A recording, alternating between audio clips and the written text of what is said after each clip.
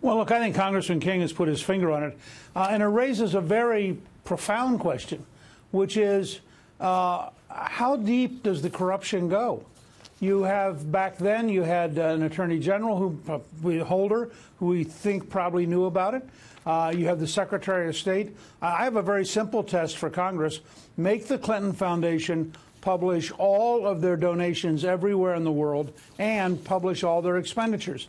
The fact is they were hiding money, apparently, in a Canadian branch which does not have any disclosure requirements. So they were technically meeting their obligation to Obama that they would release any money to the American Foundation. They just didn't happen to tell them, oh, by the way, the Russian money went to Canada. So, and there are some reports it's as much as $135 million. So you have to ask yourself, why was the FBI so passive? This, by the way, is when Bob Mueller was the head of the FBI. You have the current Deputy Attorney General was, in fact, deeply involved in this.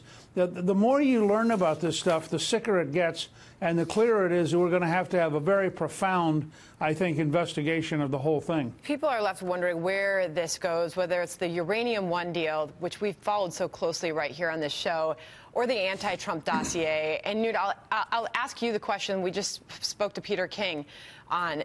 What if that anti-Trump dossier was used to launch investigations? What if the FBI was using that information for the investigations and for warrants? You know, one of the challenges you have in writing novels like Vengeance is that reality now is so much sicker and more twisted and more warped you can't quite figure out how to write the next book to make it resemble anything like the current reality. You apparently had the Clintons taking millions of dollars. We know, for example, Bill Clinton got $500,000 from a Russian bank for just one speech, twice his usual fee. We believe they probably got $135 million, although that number's not been verified, from Russians through a Canadian subsidiary of the Clinton Foundation. All of this is going on while we're making a terrible deal on uranium. The FBI may have known about it all, but then been stopped either by the Attorney General or somebody.